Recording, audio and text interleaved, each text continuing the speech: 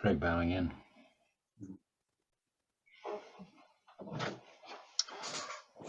Thank you, Conrad.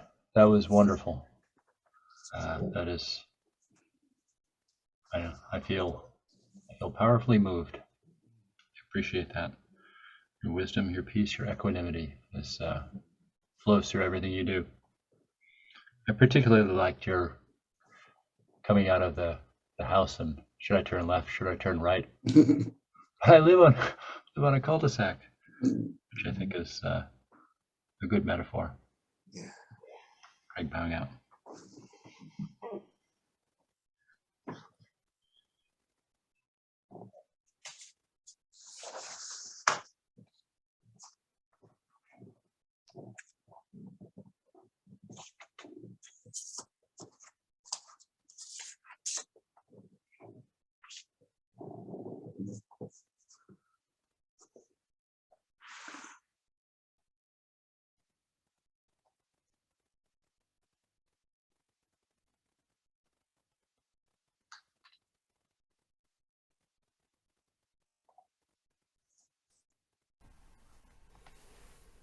Richard bowing in. Thank you, Conrad. I like that you pointed out that all the other spokes of the Eightfold Path are affected by and affect the what we do, the right action. Yes, it's you know, and of course that leads to our karmic load or our karmic if we're doing right things, good things, and we're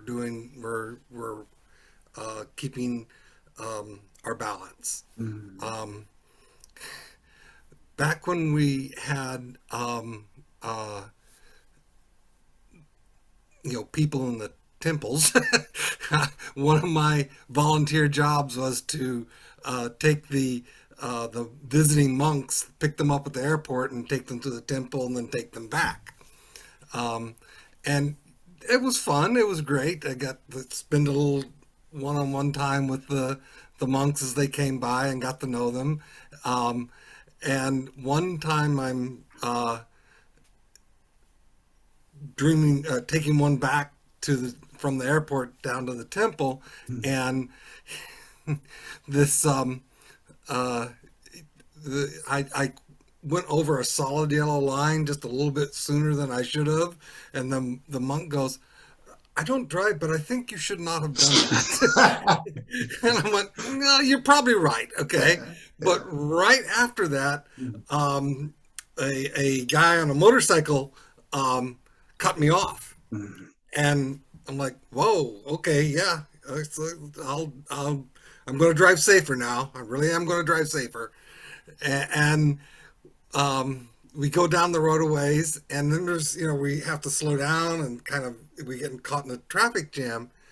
And apparently as we get closer, apparently the guy with the motorcycle cut someone off too that wasn't as driving as careful as I was, and they got in an accident, and they caused an accident right there. And thankfully no one was on the ground, but the motorcycle was significantly damaged. And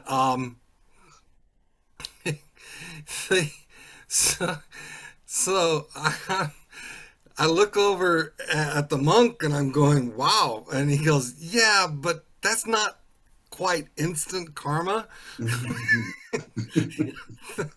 So like, all right, I got it, Right. but we should do the right thing and but it informs everything we do. So if he was continually having that habit of driving that motorcycle unsafe, guess what? That's probably what's going to happen. And if I continue to, bend the rules too, and not be aware of how I'm driving, not be aware of what I'm doing, yeah, it's going to affect how I my actions. And you get that habit energy also in those actions too. So, but Thank you.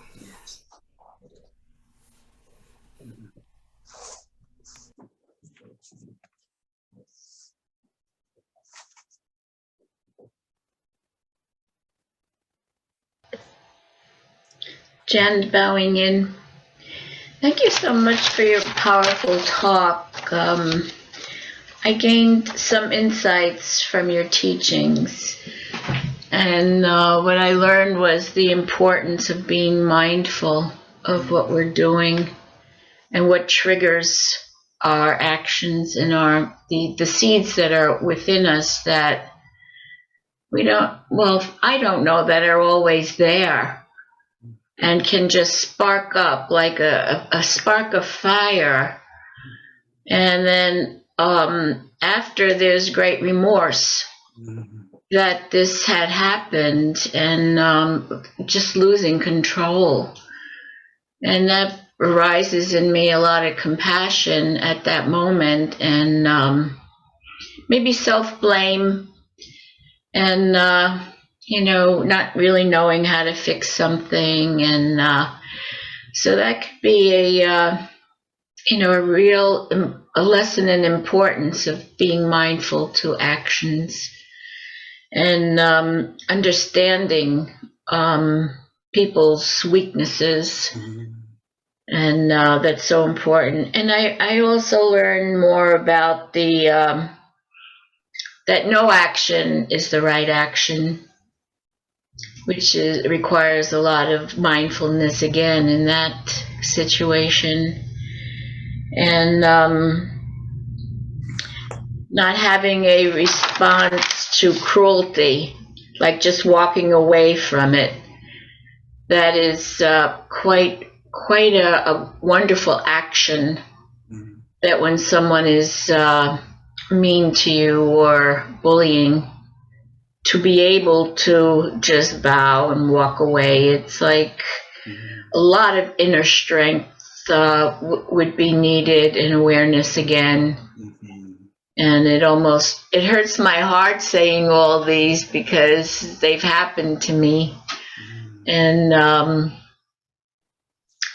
so, yes, I pray for right action and awareness. And I thank you for speaking this way. Thank you.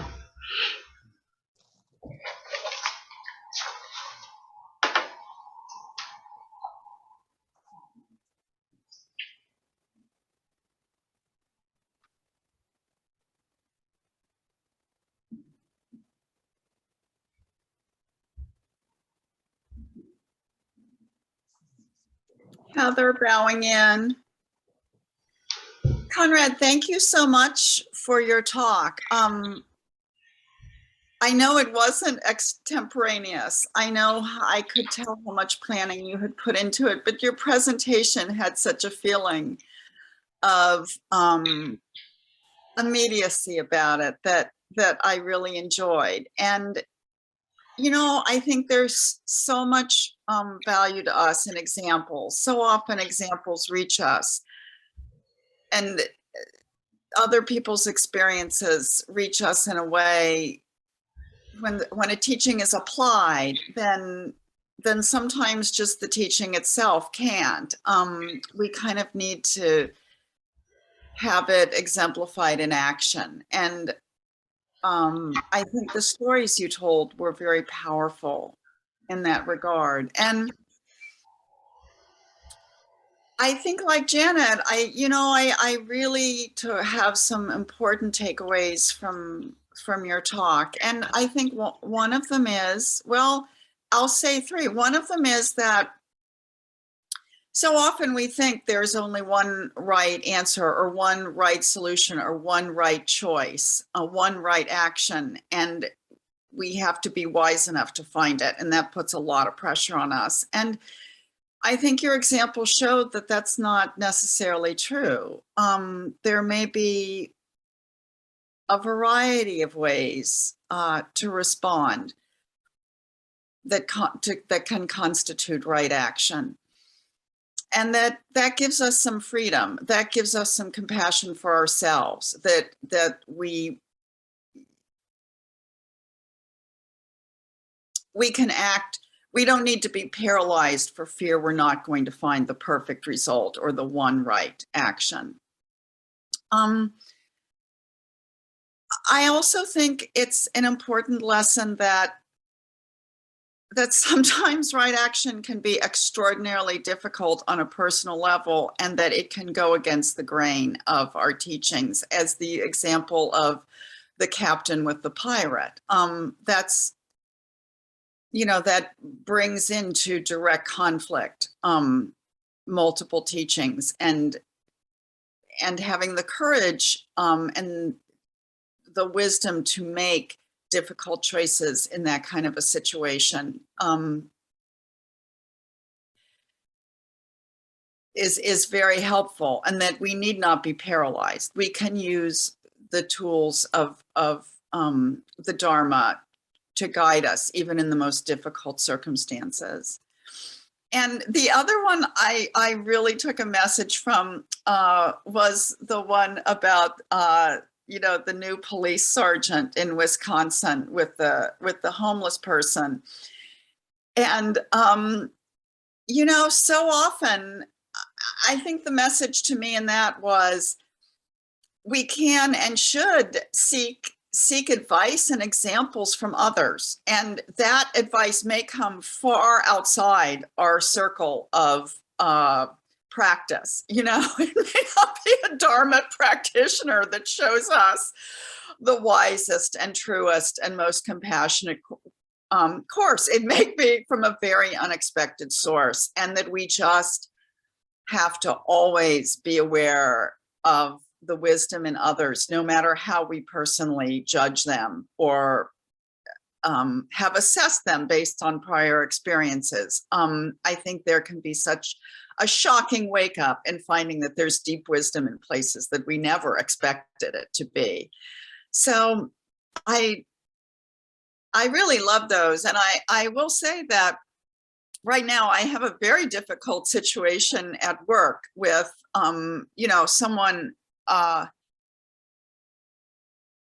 who causes suffering to others and is in a position of authority to cause suffering to a great many people, and is doing so. And I just take away a lot of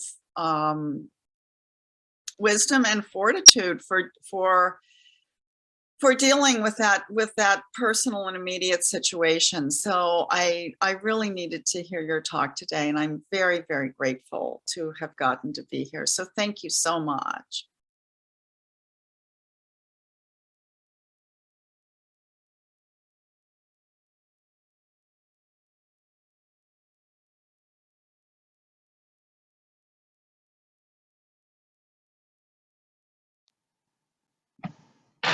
Jeff bowing in.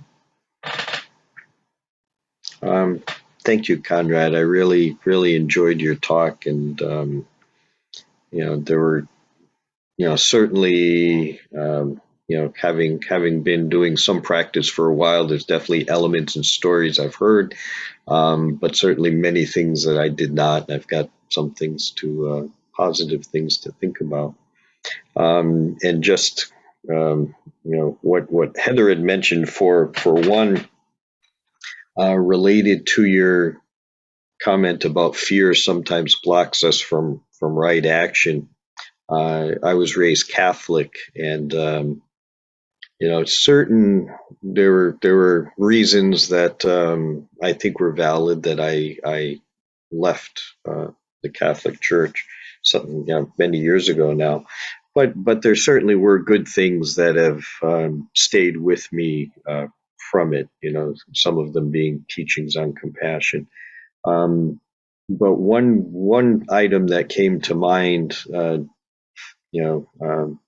your talk, and when Heather mentioned it, it was that I once heard a kind of a whole homily, which is basically a Dharma talk that the priest gives during the service. And it was on fear.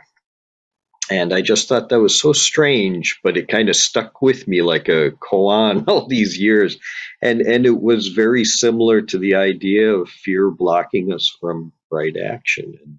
And and I have thought of it sometimes over the years and begun to appreciate it and understand what the priest was saying. And there was definite wisdom there, which aligns with the comment that you say. And I think also, I think fear, and that's a great thing to try to be aware of and to get past or transform so we can take right action. And there's, kind of can be other similar strong emotions, like aversion or even revulsion at certain things.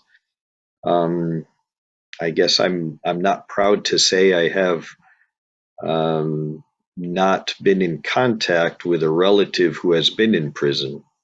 And part of the reason, or the main reason, is that the nature of his crime was kind of violent, and so I have a revulsion toward him. How could he do this? And I just don't feel like I, owe him anything, even though he's actually in prison in Connecticut. I could even, go visit. And, and my parents, who are non-Buddhists, have compassion towards him, perhaps knowing, I don't know, more feelings about him and of when he was a child. And they have gone to visit him, before COVID. And so I can see it's something to get past. But the other thing that you said that is also something, for me to think of is that you, in your work in the prison, that you haven't met any murderers. You've met people who have committed murders, and in the kind of the space between the act and some definition of who they are, that space can allow for healing. And for me, that space could allow for perhaps enough understanding and separation in my mind to get past my aversion. And I will certainly think about that.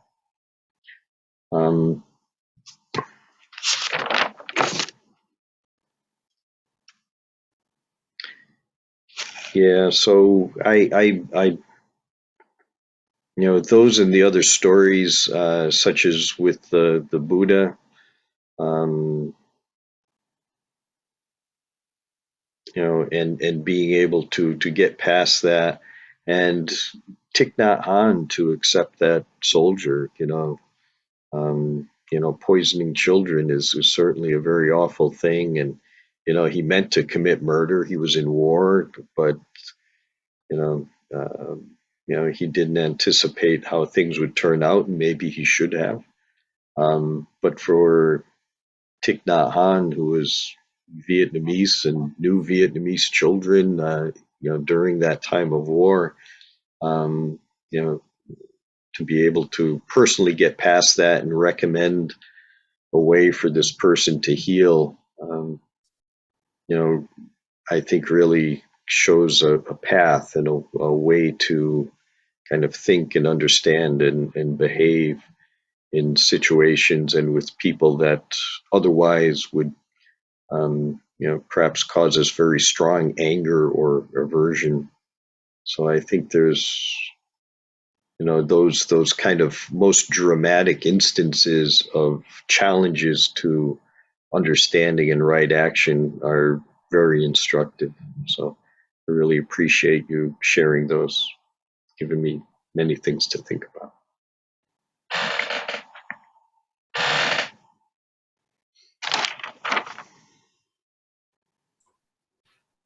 Ted bowing in. Nice to see everybody. Thank you for the talk, Conrad, and thank you for your help also, Craig, and the bell and managing things. So this is all great.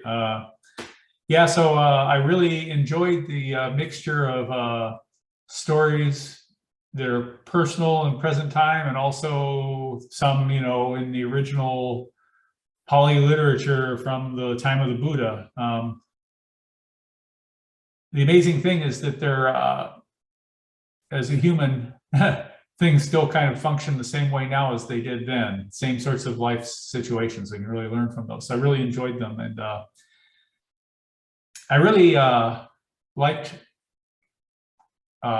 starting with the gathas on let the Buddha walk, let the Buddha breathe. I don't have to walk, I don't have to breathe.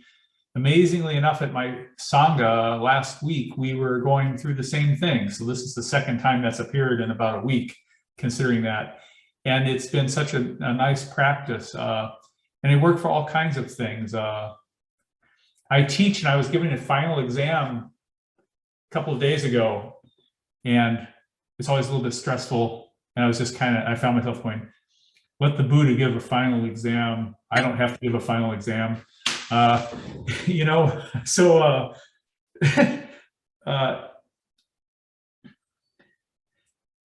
you know, this right action, which some define just as behavior, activity, things that have karmic charge to them.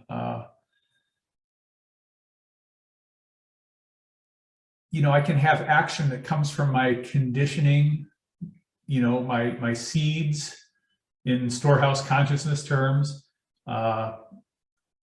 You know, I have anger things too. I think a taxi in Boston was laying on the horn the other day or a month ago saying, turn right into oncoming traffic. I'm in a hurry. It's like, no, I'm gonna not like drive into oncoming traffic, but he's laying on the horn. So, you know, the temptation to flip him off was very large. But, you know, which probably comes somehow, I can probably trace that back to my conditioning, you know, my all the times in the past when I just kind of lashed out sort of immaturely like that. Or, you know, the other source of behavior is like Buddha nature, you know, and it's challenging when somebody's on the horn right behind you. But, you know, in most life situations, there's the time to step back and take a moment and go, you know, I don't have to act immediately. And so, you know, the modern story of being, you know, the soldiers being surrounded in battle, what do? We drink tea. We don't do anything. And so non-action is a great action sometimes. Yeah, and I found that a lot in my personal life too. So, and then when, you know, and there's something about acting from Buddha nature instead of my conditioning that I can't even put into words, but somehow all that stuff knows how to happen, even though I don't really have much to do with it, which is really, really weird, but very, you know, borne out by experience. That I can do something and not have to be the person that's doing it is, I've seen that over and over. It's strange, but it seems to be the case. So anyway, I really liked it. And the last thing I'll say just quickly, I guess, is the connection between all the components of the Eightfold Path and everything, really. I mean, I think right action is typically considered one of the ethics components, along with rights, you know, right speech, right livelihood. But, you know, livelihood certainly has an action component to it. I'm doing something for my livelihood. Speech is doing something. So they kind of interpenetrate each other.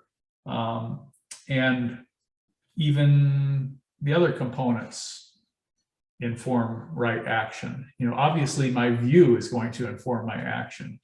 And so I don't know, this is all, it's amazing how it all works together. So, you know, I wouldn't even think about it, but if I'm working on right view, I'm probably helping out my right action also, you know, so it's really helpful. You know, the precepts have a mixture of things they say not to do and things to do. You know, like the fifth precept, for instance, one I read, things you shouldn't do and also things you should do. Have, you know, practice good diet. Don't ingest intoxicants, you know, And so, once again, it's action and inaction. Sometimes the no action is wise, and sometimes the action is wise. But anyway, I could just go on. So I think I'll stop there, but thank you so much. And thank you for being here in Pacific Standard Time also. Yeah. Ted bowing out.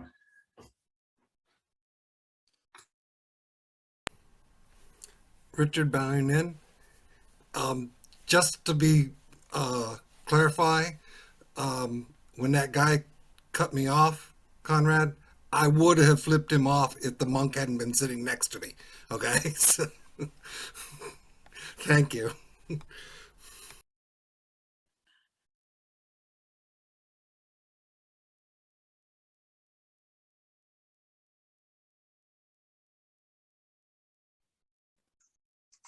If I may, with respect to those who are incarcerated, I guess there's a saying in society, few are guilty, but all are responsible.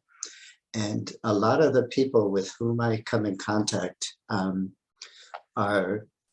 it could have been me. I grew up in a ghetto.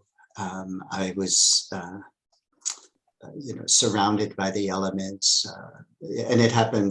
My dad had a stroke when I was 4 years old, so we went from normal life to dirt poor. And so when I would go down as an 8-year-old to throw out the garbage, they'd be shooting heroin in the washer and dryer room, and it was a very uncivilized upbringing. And so a lot of times, and a lot of my friends got into drugs. My life is a miracle, truly. I won't go into today, but it could have been me. And a lot of them, when they grew up in gang-infested neighborhoods, they have to join to survive, or they're so poor they sell drugs to survive. They don't have the education. They have a very dysfunctional family with a prostitute mom and a dad that's not available. And so a lot of them don't want to be that way, or didn't want to do what they did, but just because of the environment, or what was transmitted to them from lack of education, their ancestors. So when I learned about what we don't transform, we continue to transmit to our future generations is so important. And there are a lot of people in there who shouldn't be in there. It's just the environment or their upbringing or their dysfunctional family allowed that path to bring them to where they are now. But deep down, like I was saying in Sariputra's 5 Ways of Overcoming Anger, there's that spark of beauty inside of them. And it's just perhaps their actions were very wrong under the conditions. And so it allows for that window of compassion to open and to see a little more deeply than the act itself, Yeah. Yeah, if I may, there's an inmate, Jarvis Masters. I don't know if you know him. He's on death row in San Quentin. And he grew up in a very dysfunctional family. His mom was a drug addict, prostitute. His dad rarely showed up. And he went through the whole system of juvie, jail, prison. And then I guess he got involved with the gangs in prison, because you have to that's the way you survive in prison. You need to, in order to be protected, you have to kind of attach yourself to one of these so-called gangs. And so I guess he was allegedly, and that's what they say, that he was maybe the mastermind of killing an officer in San Quentin, even though he wasn't on the tier. And that put him in death row. And there he met somehow Pema Chodron and Rinpoche, and he became a Buddhist. And there are many wonderful stories about his sharing of nonviolence. But he really, what was beautiful is he practiced transforming the transmittance to him. And, So there's hope for all of us, I guess. You know? Yeah. Thank you.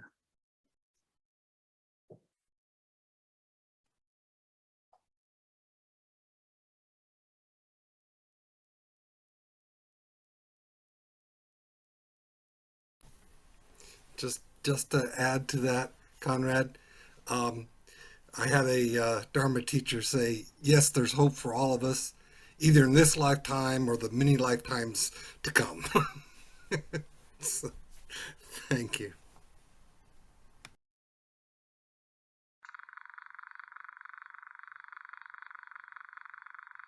Craig bowing in. So one of the pluses of doing the web side of this, or the technical side of this, is I get to go through the video, and it really is a great opportunity to, I don't know, reabsorb and get stuff that I didn't get before. There's so much here, so thank you for that.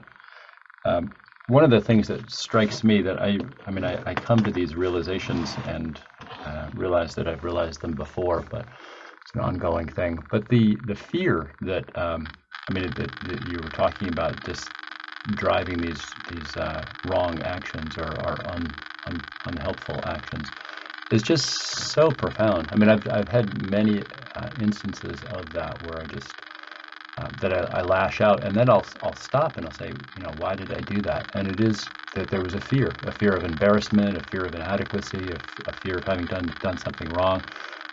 We have my son has a little Chihuahua who I happen to be babysitting right now, and one of he's got a lot of endearing qualities and a lot of qualities that are less than endearing. But one of them that's really kind of humorous is he's tiny, and most other dogs, I've rarely seen a dog smaller than him. His primary strategy, and he's like 8 years old now, so he's not a puppy. This is his established behavior, and it's surprising that he's lived this long, because the strategy is when a big dog comes in, he attacks. What are you doing? But it's the same type of idea. The best defense is a good offense. So recognizing that is the first step. So thank you, everybody else, all of your other comments. All of these things are resonating and sparking a lot of thoughts in me. So I will continue to benefit from this for a long time. Thanks.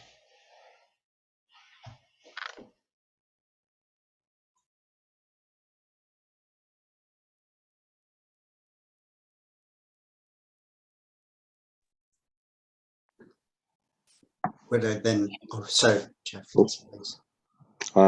That's okay. I'll wait. Once you go ahead, Conrad.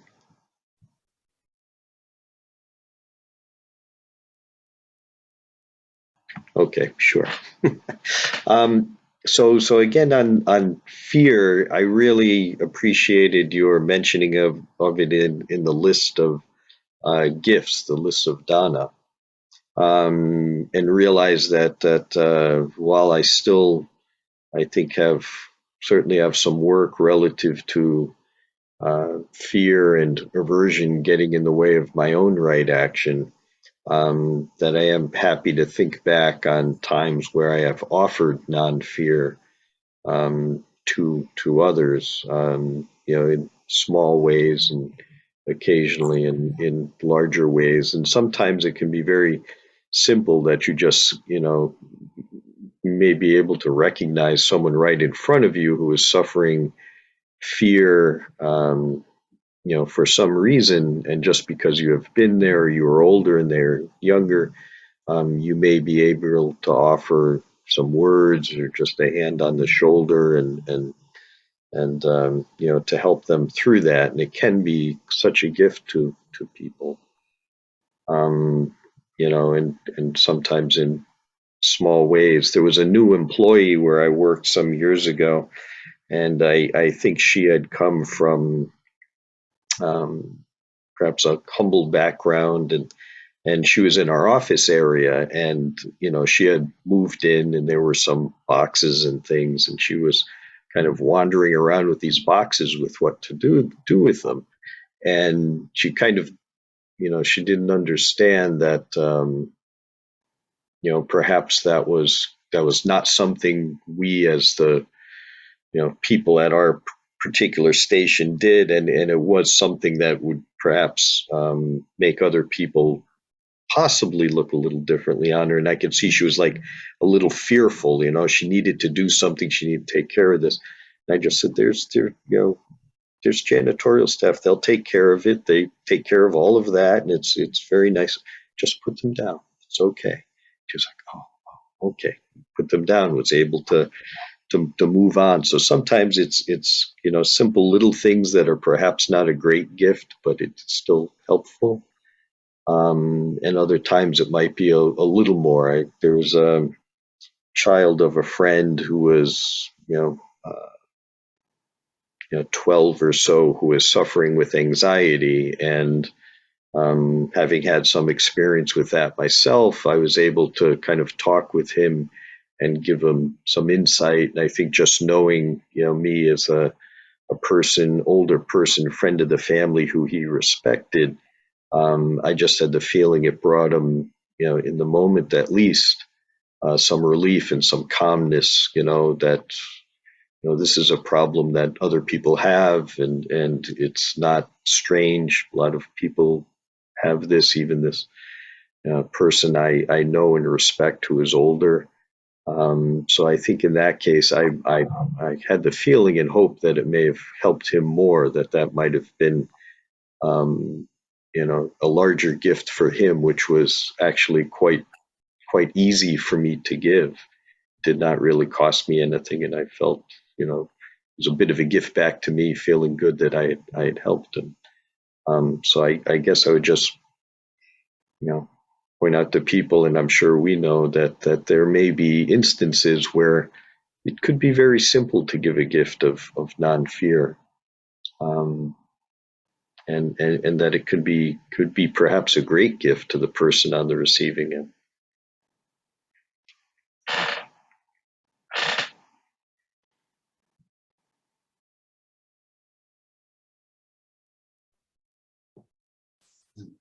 Dear Sangha, I forgot what I was going to say, but it did raise a story.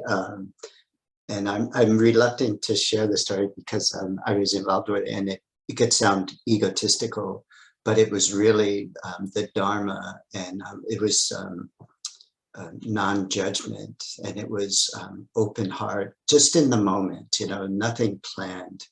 And if I may share the story with you, and it's nothing about me, it's just I happened to be there, and I was a witness. I was the observer observing, if I may just say that.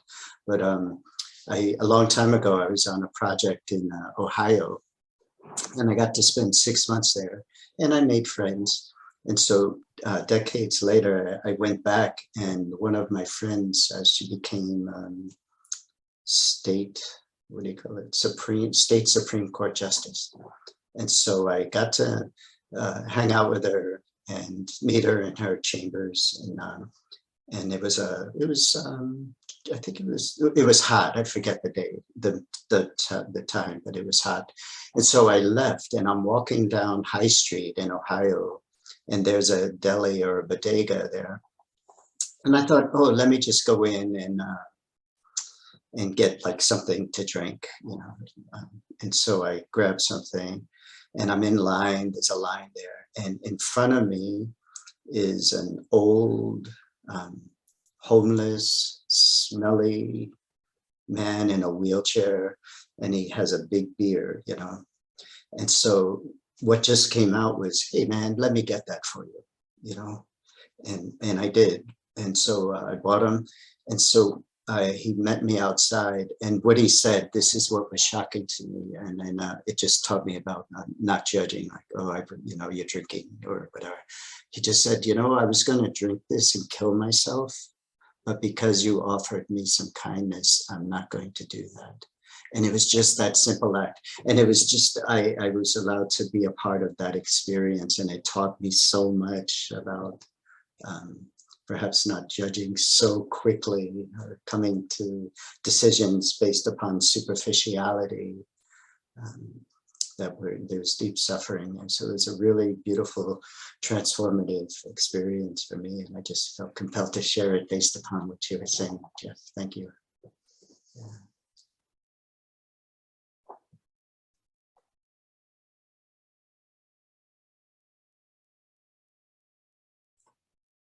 And Ted bowing in. I'll just say something, share something that's kind of related to this just very quickly, sort of a little epiphany for me. So, I've always thought of, the Eightfold Path. I mean, traditionally, it's always like divided up into the wisdom group, the concentration group, and then the ethics or the morality group, of which I believe this is one of them. But I was reading a little pamphlet from Bhikkhu Bodhi recently, a booklet. And instead of referring to this as the ethics or the wisdom group, he was calling it the virtue group. I thought, wow, that's kind of interesting because for some reason, maybe virtue is a little more attractive to me than ethics and morality. But anyway, I mean, ethics and morality always kind of like do the right thing, don't do this, do that, do the right thing, kind of directives. But the idea that this is a component of virtue, I found very attractive. That, working with these components in the Eightfold Path are really about cultivating virtue. And wow, that just, I mean, certainly there's a non-harming component to all of this, but it just got me to recognize that in addition to non-harming of self or others, there's a component of compassion and liberation and these types of things. So I just really that just kind of took me back that, wow, the virtue group, I really kind of resonated with that. Yeah, so anyway, that's it, thanks.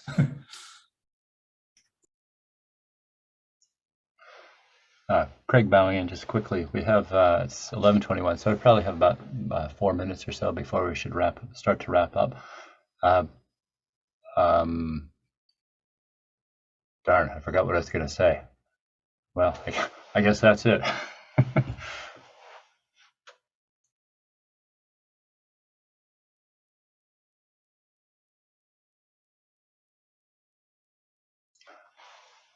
Craig again. I remember what I was going to say. Senior moments. I like the virtue group. I mean, ethics and morality does sound kind of punitive and like all the things you shouldn't do, but virtue is the thing that you can aspire to and is inspiring. Similar to the kind of the refocusing of, instead of dukkha, that you focus in on nirvana, because that is present in all such things. So positive spin on it. Craig bowing out.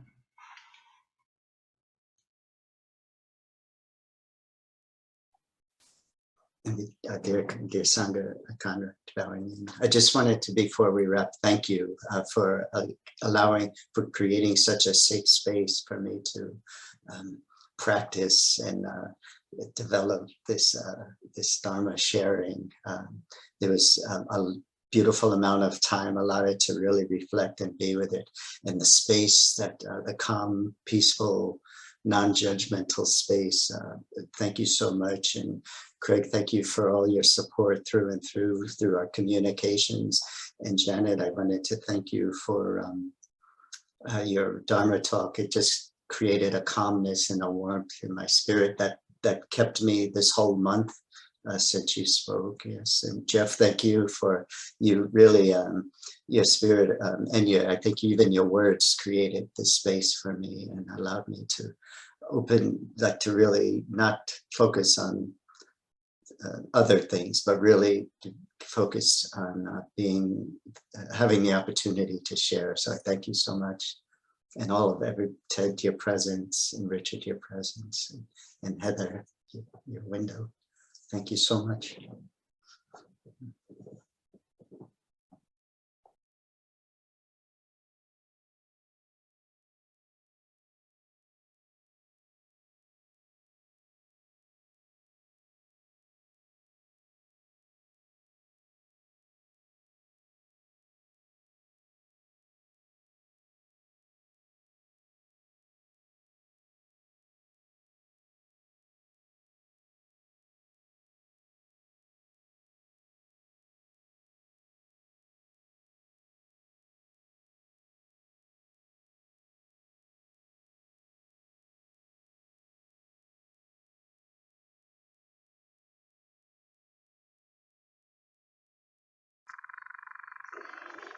Well, Sangha, I will bring us out.